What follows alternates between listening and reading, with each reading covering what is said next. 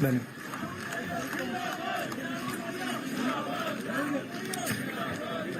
कुमारी शैलजा जी, Bhupesh Baghel ji, TS Singhdeo जी,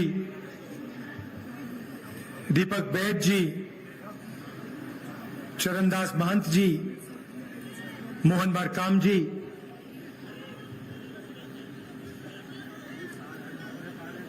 हमारे सारे कार्यकर्ता भाइयों और बहनों, प्रेस के हमारे मित्रों, आप सबका यहां बहुत बहुत स्वागत। गर्मी में आप यहां आए हमारी बात सुनने, इसके लिए मैं बहुत आभारी हूं। देखिए, सरकारें दो तरीके की होती हैं। एक सरकार होती है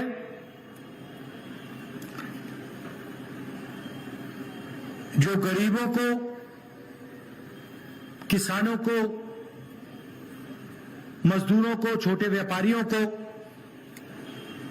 बेरोजगार युवाओं को मदद करने में अपनी पूरी शक्ति लगा देती है। दूसरी तरीके की सरकार होती है जो चुने हुए अरबपतियों को, अदानी जैसे लोगों को मदद करने में कोई कसर नहीं छोड़ती। यही दो तरीके की सरकारें होती हैं।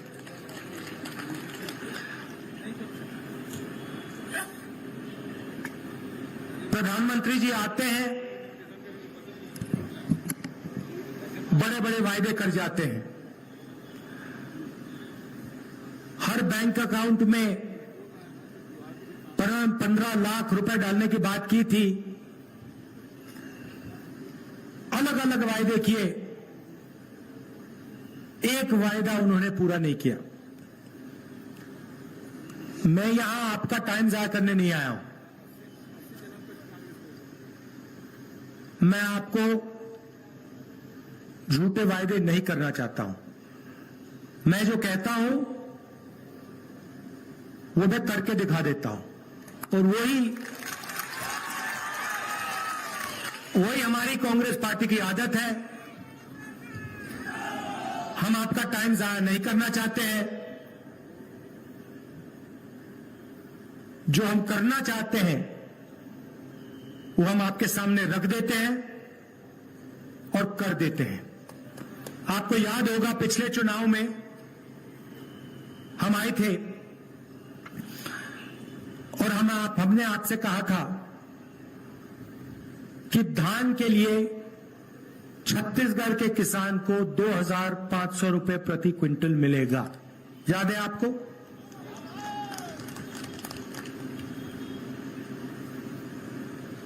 आज क्या रेट पे मिलता है आपको? तो ये क्या हुआ?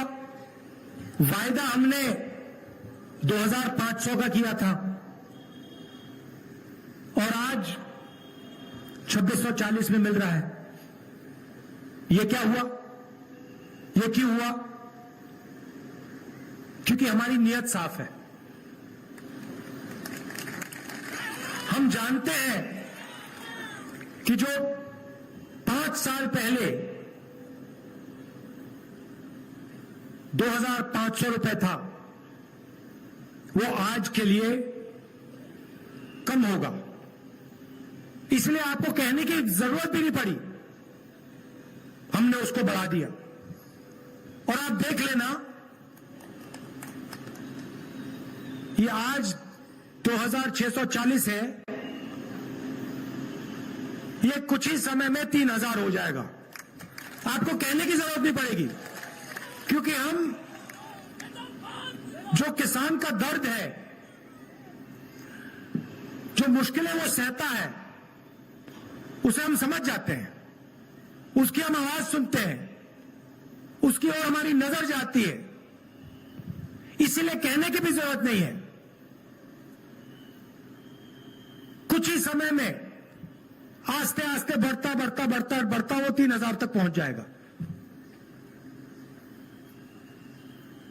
हमने पिछली बार कर्जा माफी की बात की,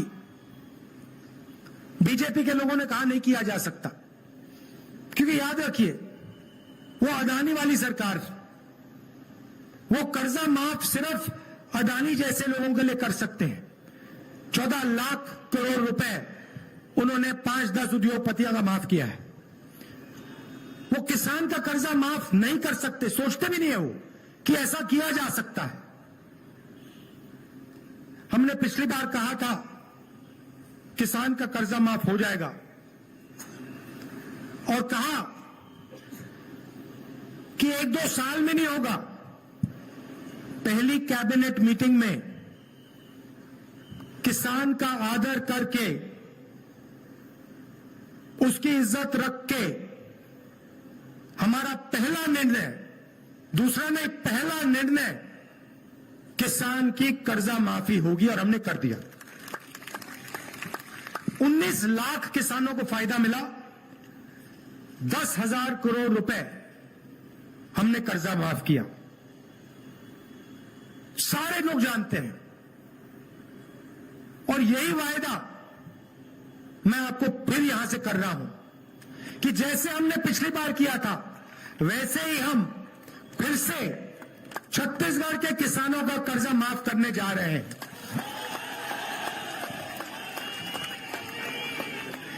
छोटा काम नहीं है, आप ये मत सोचिए, छोटा काम नहीं है।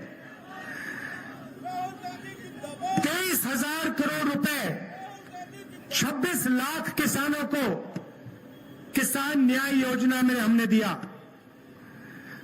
जिन किसानों के पास जमीन नहीं है, 7,000 रुपए प्रति साल 5 लाख लोगों को तकरीबन 760 करोड़ रुपए हमने दिए।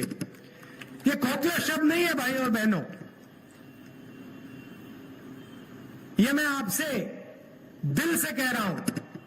हम आपका कर्जा माफ करेंगे, और हमने आपको दिखाया है। ये मैं पहली बार नहीं बोल रहा हूं, मैं दूसरी बार बोल रहा हूं, और ये करके दिखा देंगे हम। अब देखिए, बघेल जी का मैं भाषण सुन रहा था, और भाषण में उन्होंने कहा कि पहले बस्तर में आपके युवाओं के फेक इनकाउंटर हुआ करते थे। मुझे भी याद है, जब भी मौका मिलता था आदिवासी युवाओं को धमकाया जाता था, डराया जाता था, फेक एनकाउंटर किया जाता था। आप मध्य प्रदेश में आपने एक वीडियो देखा होगा, एक आदिवासी युवा बैठा हुआ है और बीजेपी का नेता उसके ऊपर पेशाब कर रहा है।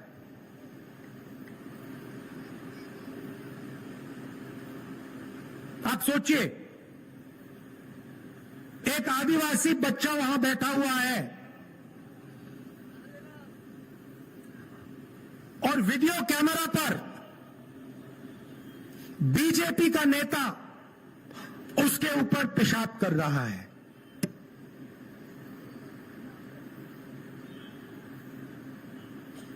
बीजेपी की यह सोच है। हम आपको आदिवासी कहते हैं, वो आपको वनवासी कहते हैं। आदिवासी शब्द में और वनवासी शब्द में बहुत फर्क है भाइयों और बहनों। आदिवासी का मतलब वो लोग जो इस जमीन के, हिंदुस्तान के पहले मालिक थे।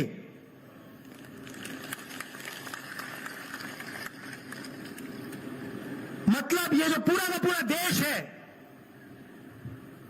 जिसको हम हिंदुस्तान कहते हैं, इसके ओरिजिनल मालिक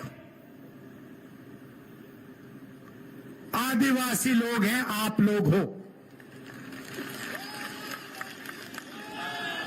शब्दों के पीछे बहुत कुछ छुपा होता है।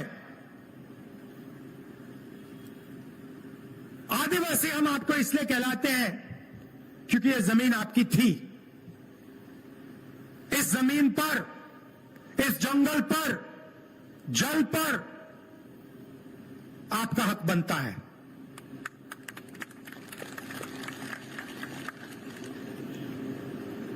इसलिए हम पैसा कानून लाए, इसलिए हम आदिवासी बिल लाए, इसलिए हम आपकी जमीन आपको वापस लौटाते हैं, इसीलिए हम आपको आदिवासी कहते हैं। आपकी संस्कृति, आपकी हिस्ट्री, आपकी भाषा की हम रक्षा करते हैं। दूसरी तरफ वो आपको वनवासी कहते हैं। भाइयों और बहनों, वनवासियों का कोई अधिकार नहीं बनता। वनवासी का मतलब जो जंगल में रहते हैं। इस शब्द में कोई अधिकार नहीं है। इनका यह भी कहना है कि अगर जंगल गायब हो जाएगा, जो हो रहा है, तो आदिवासी सड़क पे भीख मांगेंगे। हमारा कहना है कि आदिवासी हैं, जमीन आपकी, जंगल आपका, जल आपका, पहला हक आपका बनता है।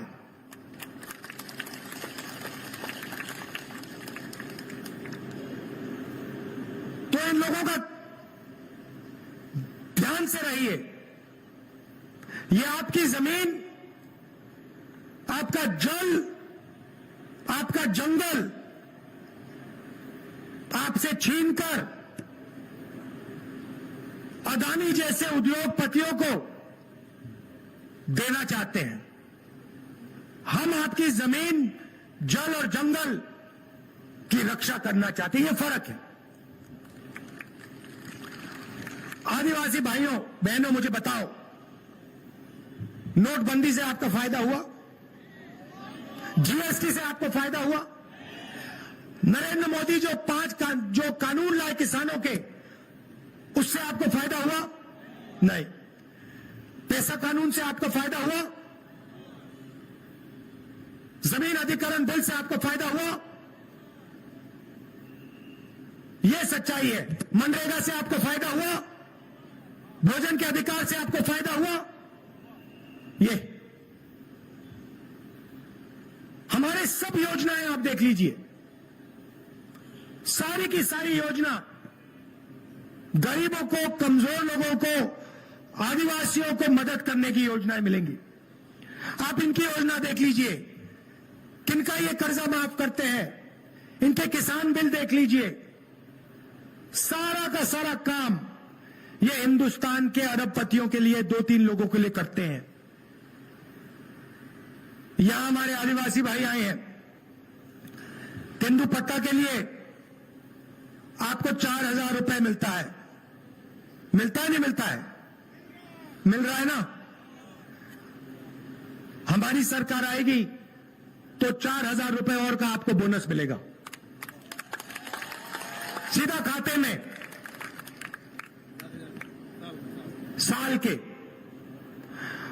और जो आपके जंगल में जो उगता है, जिसको फॉरेस्ट प्रोड्यूस कहते हैं, तकरीबन 70 अलग अलग तरीके की चीजें, उसमें आपको 10 रुपए एमएसपी में एक्स्ट्रा मिलेगा।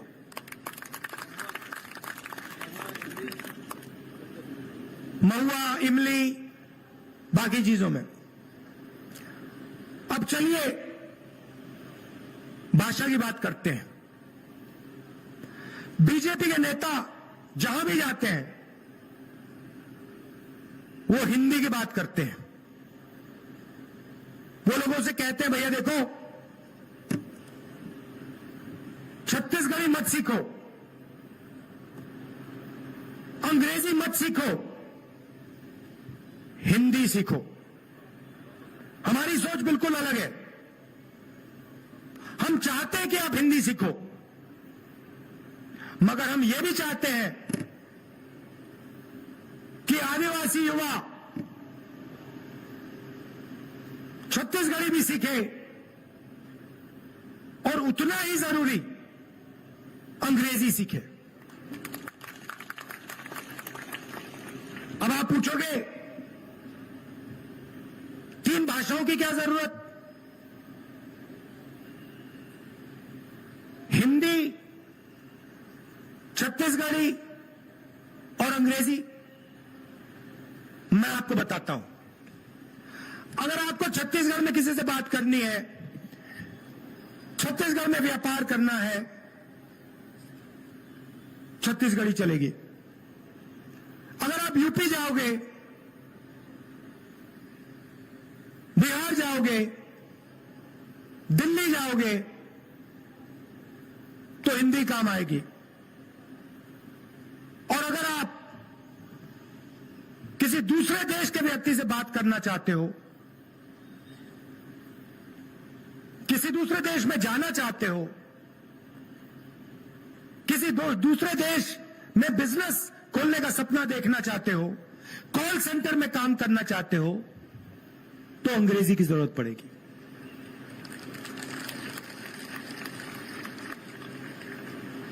अब आप अगली बार एक काम करना, जब बीजेपी के नेता आपके पास आएंगे और आपसे कहेंगे देखिए आप छत्तीसगढ़ी मत सीखिए, अंग्रेजी मत सीखिए, हिंदी सीखिए, आप उससे एक सवाल पूछ लेना, आप सब बात समझ जाएंगे। आप उससे सिर्फ ये पूछना, भैया एक बात बताओ, आप हमें कह रहे हो कि हिंदी हम सीखें, अंग्रेजी ना सीखें, आपके जो बच्चे हैं क्या इंग्लिश मीडियम स्कूल में जाते हैं या हिंदी मीडियम में? सारे के सारे आपको बोलेंगे भैया हमारे बच्चे तो इंग्लिश मीडियम में जाते हैं।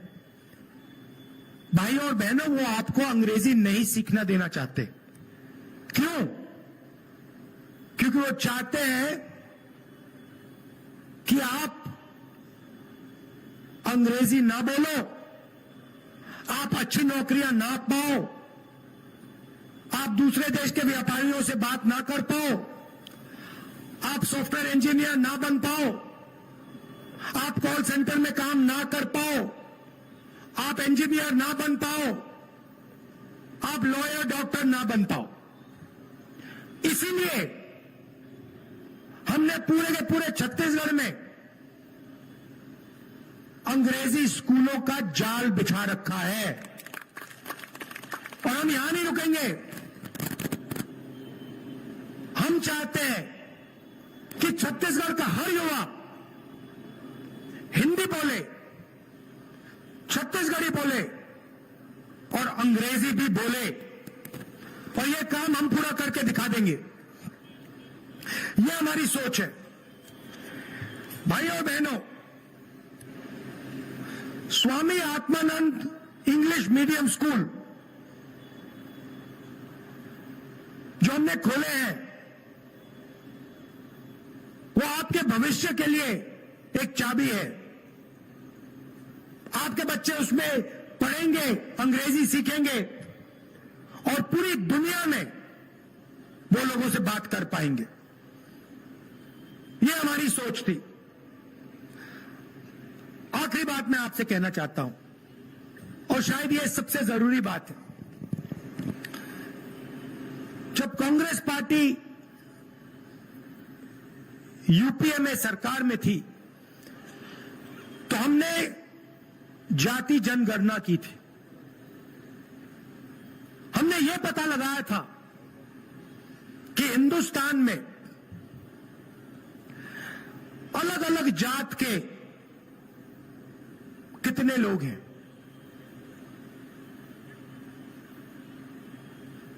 पिछड़े कितने हैं,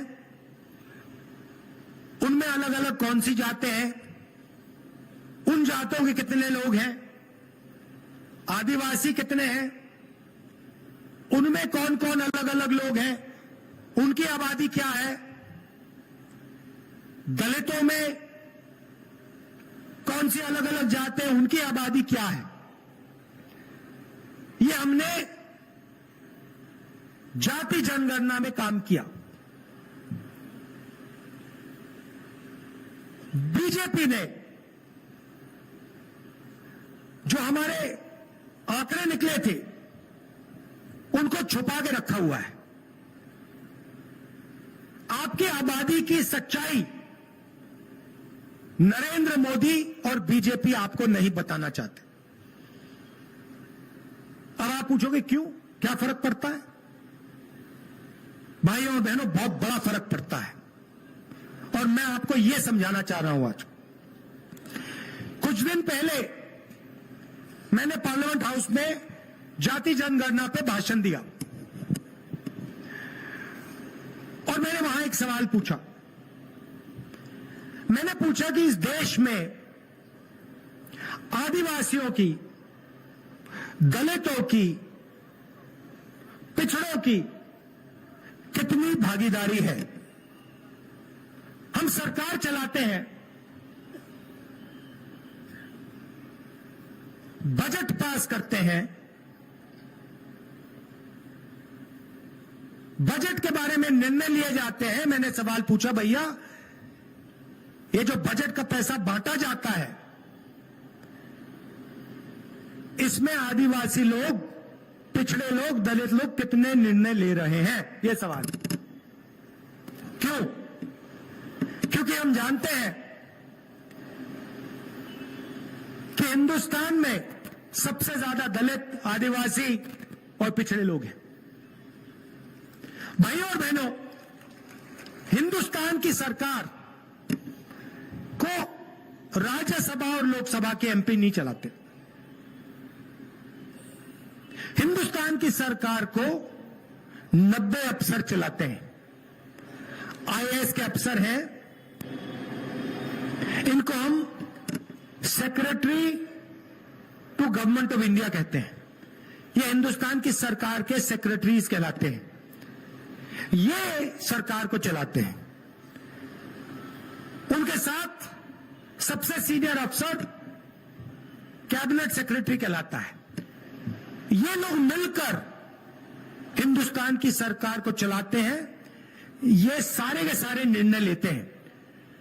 तो जैसे छत्तीसगढ़ में ये आवास योजना का पैसा नहीं भेज रहे हैं, इन 90 लोगों ने निर्णय लिया है। तो मैंने सवाल पूछा, पार्लियामेंट हाउस में पूछा, नरेंद्र मोदी जी और बीजेपी के लोगों से पूछा कि इन 90 लोगों में से आदिवासी कितने हैं, पिछड़ी जात के कितने हैं, दलित कितने हैं? अगर ये 90 लोग हिंदुस्तान के बजट को पर निर्णय लेते हैं तो इनमें से कितने अफसर आदिवासी हैं, कितने दलित हैं, कितने पिछड़े हैं? जवाब आया, मजेदार जवाब। बीजेपी ने नहीं दिया, मैंने आंकड़ों से निकाला। भाइयों और बहनों, 90 में से 3 अफसर ओबीसी के हैं और 3 अफसर आदिवासी, और वो भी छोटे छोटे कामों में लगे हुए हैं। जो मेन बजट है उसका सिर्फ 5% आदिवासी अफसर निर्णय लेते हैं। और अगर आपको 5% ज्यादा लगा तो फिर मैं आपको बताता हूं कि आदिवासी अफसर उसमें से 0.1% निर्णय लेते हैं। मतलब आपकी हिंदुस्तान की सरकार में कोई भागीदारी है ही नहीं। मतलब दूसरे तरीके से बताता हूं, अगर हिंदुस्तान की सरकार 100 रुपए खर्च कर रही है तो आदिवासी अफसर 10 पैसे का निर्णय ले रहे हैं। इससे बड़ी शर्म की कोई बात हो ही नहीं सकती।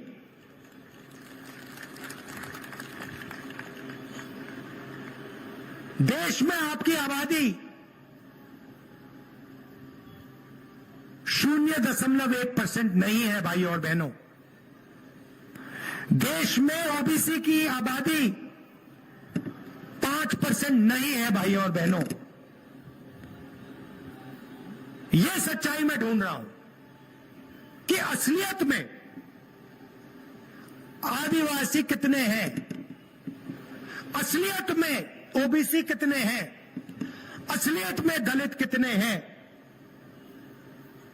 और यह सच्चाई नरेंद्र मोदी जी हिंदुस्तान के आदिवासियों से, दलितों से और पिछड़ों से छुपाने की कोशिश कर रहे हैं।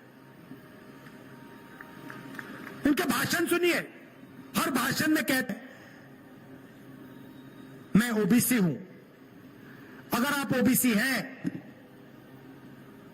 अगर आप ओबीसी की सचमुच में मदद करना चाहते हैं तो देश को बता दो देश में ओबीसी की आबादी क्या है, कितनी है। दूध का दूध, पानी का पानी हो जाएगा। हर एक ओबीसी युवा को पता लग जाएगा कि नरेंद्र मोदी 24 घंटे हमें धोखा दे रहा है। नरेंद्र मोदी जी हर एक ओबीसी युवा, हर एक आदिवासी युवा को समझ आ जाएगी बात कि नरेंद्र मोदी को अदानी कंट्रोल करता है। ये सच्चाई है। किसी भी भाषण में प्रधानमंत्री जी कास्ट सेंसस की बात नहीं करते। ओबीसी कितने हैं, आदिवासी कितने हैं और सरकार में उनकी कितनी भागीदारी है, इसके बारे में नरेंद्र मोदी कभी नहीं कहेंगे। आपका अपमान करेंगे, कहेंगे भैया आप वनवासी लोग हो, और कहते कहते आपसे जंगल, जमीन, जल छीनते रहते हैं। 15 साल बाद बोलेंगे भैया अब तो आधा हो गया जंगल,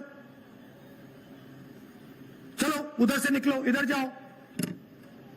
और अंत में हिंदुस्तान के सारे आदिवासी छोटे से जंगल में बैठे रहेंगे। आपकी जमीन पर अदानी जी जैसे लोग कब्जा कर लेंगे, आपका पानी छीन लेंगे।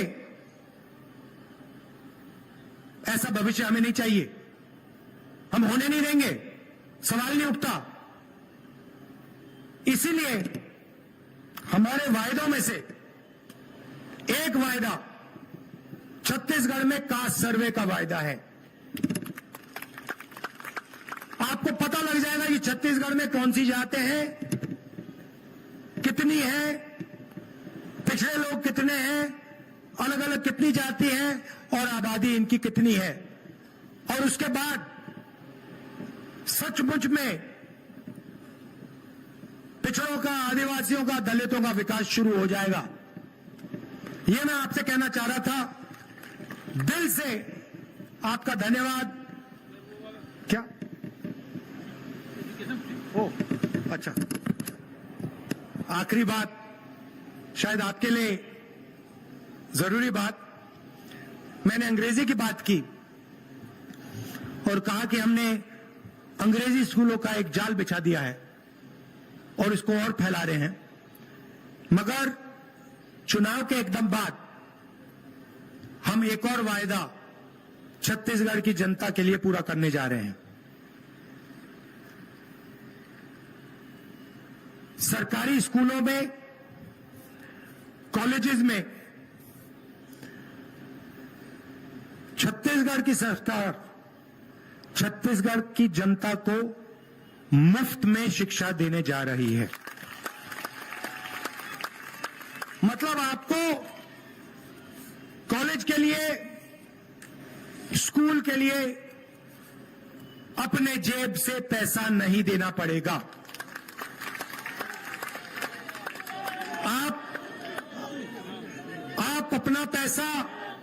आप अपना पैसा बाकी चीजों में खर्च कीजिए। आपको सरकारी स्कूल, सरकारी कॉलेज, सरकारी यूनिवर्सिटीज में 1 रुपया नहीं देना पड़ेगा। क्यों? क्योंकि हम चाहते हैं कि आदिवासी युवा, दलित युवा, ओबीसी युवा और उनके परिवार आसानी से शिक्षा पाएं और तेजी से प्रगति करें। नरेंद्र मोदी जी की सोच है सरकारी स्कूल, सरकारी कॉलेजेस बंद करो, सारे के सारे को प्राइवेट कर दो, अडानी जी को पकड़ा दो और फिर छत्तीसगढ़ की गरीब जनता के जेब में से शिक्षा का पैसा निकालो। यह फर्क है। इसलिए अपना पैसा दूसरी चीजों में खर्च करो। 3,000 रुपए धान के लिए मिलेगा, 4,000 रुपए तेंदुपत्ता के लिए बोनस में मिलेगा और शिक्षा के लिए आपको 1 रुपया नहीं देना पड़ेगा। धन्यवाद। जय हिंद। राहुल गांधी जिंदाबाद, राहुल गांधी जिंदाबाद। हम सब राहुल गांधी जी के आभारी हैं कि हमें जिस प्रकार से पिछले समय ऋण माफी का आदेश दिया था, 2500 रुपये में खरीदने का निर्देश दिया था।